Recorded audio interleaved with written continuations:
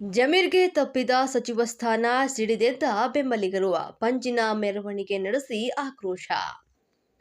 ಮಂಡ್ಯದಲ್ಲಿ ಕಾಂಗ್ರೆಸ್ ವಿರುದ್ಧ ಆಕ್ರೋಶ ಭುಗಿಲೆದ್ದಿದೆ. ಜಮೀರ್ಗೆ ಸಚಿವ ಸ್ಥಾನ ಕೈತಪ್ಪಿದ್ದಕ್ಕಾಗಿ ಬೆಂಬಲಿಗರು ಬೃಹತ್ ಪಂಜಿನ ಮೆರವಣಿಗೆ ನಡೆಸಿ ಆಕ್ರೋಶವನ್ನು ಹೊರಹಾಕಿದ್ದಾರೆ.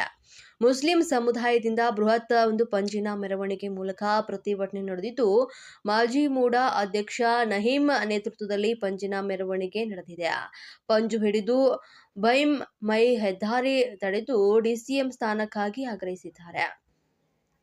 ಮಾನವ ಸರಪಳಿ ನಿರ್ಮಿಸಿ ಸರ್ಕಾರಕ್ಕೆ ಎಚ್ಚರಿಕೆ ನೀಡಿದ್ರು. ಬೇಕು ಜಮೀರ್ಗೆ ಡಿಸಿಎಂ ಸ್ಥಾನ ಬೇಕು ಅಂತ ಪಟ್ಟಣ ಹಿಡಿದ್ರು.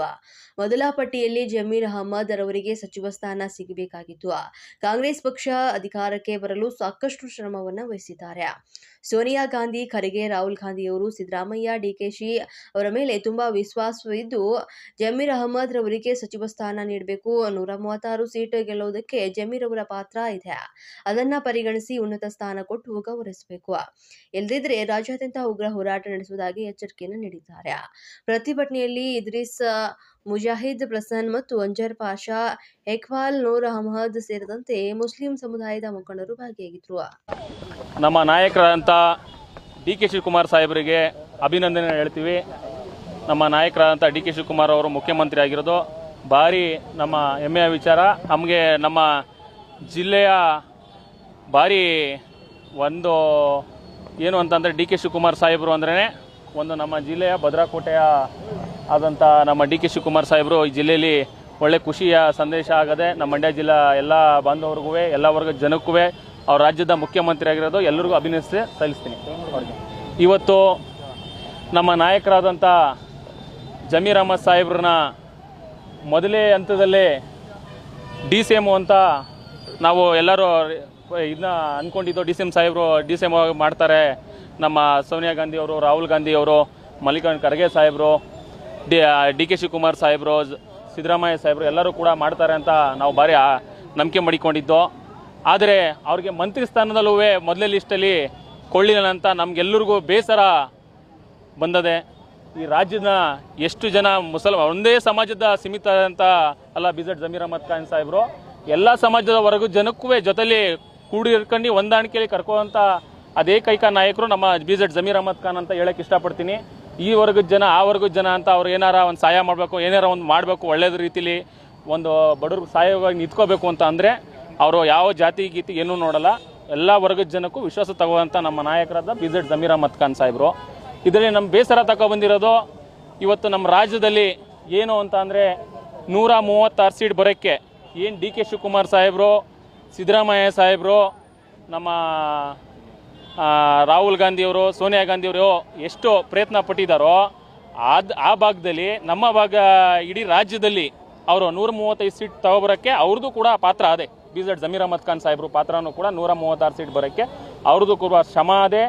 95%, 93% ಇವತ್ತು ಒಂದು ಸಮಾಜದ ಜನ ಒಂದೇ ಪರ ಓಟ್ ಆಗಬೇಕು ಅಂದರೆ ಅದು ಬಿ.ಝೆಡ್ ಜಮೀರ್ ಅಹಮದ್ ಖಾನ್ ಸಾಹೇಬರು ತುಂಬ ಅದೇ ಹಗಲು ರಾತ್ರಿ ದುಡಿದಿದ್ದಾರೆ. ಅವರು ಈ ರಾಜ್ಯದಲ್ಲಿ 136 ಸೀಟ್ ಏನು ಬಂದದೆ ಇವತ್ತು ಅವರೆಲ್ಲ ನಮ್ಮ ವರ್ಗದ ಜನದಲ್ಲಿ ಒಂದು ಸಭೆಗಳನ್ನ ಮಾಡಿ ಇವತ್ತು 136 ಸೀಟ್ ಬರಬೇಕು ಅಂತ ಅಂದರೆ ಹಗಲು ರಾತ್ರಿ ಅವ್ರು ಚಾಮರಾಜಪೇಟೆದಲ್ಲಿ ನೀವು ನೋಡಿರ್ಬೋದು, ಬರೀ ಬಿ ಫಾರ್ಮ್ ಆಗಿದ್ದ ದಿವಸನೇ ಅವರು ಹೋಗಿರೋದಲ್ಲಿಗೆ ಚಾಮರಾಜಪೇಟೆಗೆ ಇಡೀ 24 ಕ್ಷೇತ್ರದಲ್ಲೂ ಅವರು ಪ್ರಚಾರಕ್ಕಾಗಿ ಹೋರಾಟ ಮಾಡ್ತಾ ಇದ್ರು. ಅವ್ರ ಕ್ಷೇತ್ರನ ಬಿಟ್ಟೋಗಿದ್ರು.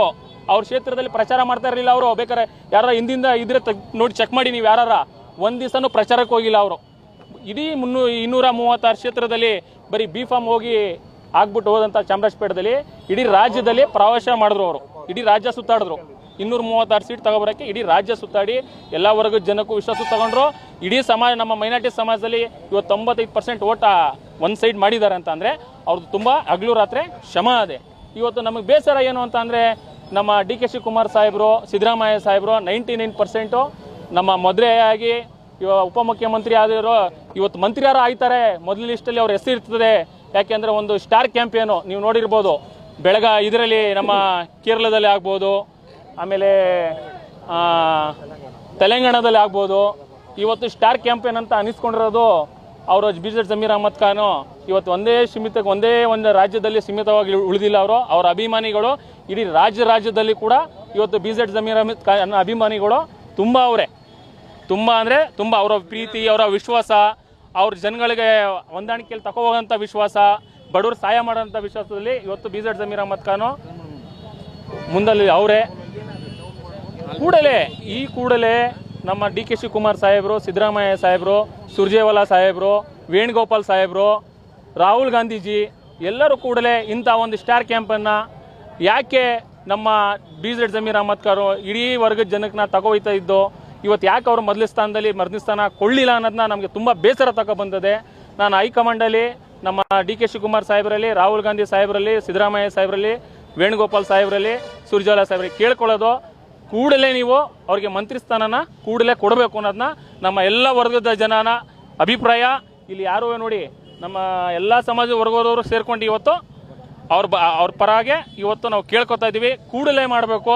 ಹಿಂದೂ ಮುಸ್ಲಿಮಲ್ಲಿ ಬೇರೆ ರೀತಿಲಿ ಹೋಗ್ಬಾರ್ದು. ಹೈಕಮಾಂಡು ಇವತ್ತು ಕೂಡಲೇ ಡಿಸಿಷನ್ ತಗೊಂಡು ಒಂದು ನಮ್ಮ DK ಶಿವಕುಮಾರ್ ಸಾಹೇಬ್ರ ಮೇಲೆ ನಂಬಿಕೆ ಇದೆ, ಅವ್ರು ಯಾವುದೇ ಕಾರಣಕ್ಕೂ ಅವ್ರನ್ನ ಕೈ ಬಿಡೋದಿಲ್ಲ. ಸಿದ್ದರಾಮಯ್ಯ ಸಾಹೇಬ್ರ ಮೇಲೆ ನಂಬಿಕೆ ಇದೆ, ಯಾವುದೇ ಕಾರಣಕ್ಕೂ ಬಿಡೋದಿಲ್ಲ ಅವ್ರ ಕೈನ ಅಂತ.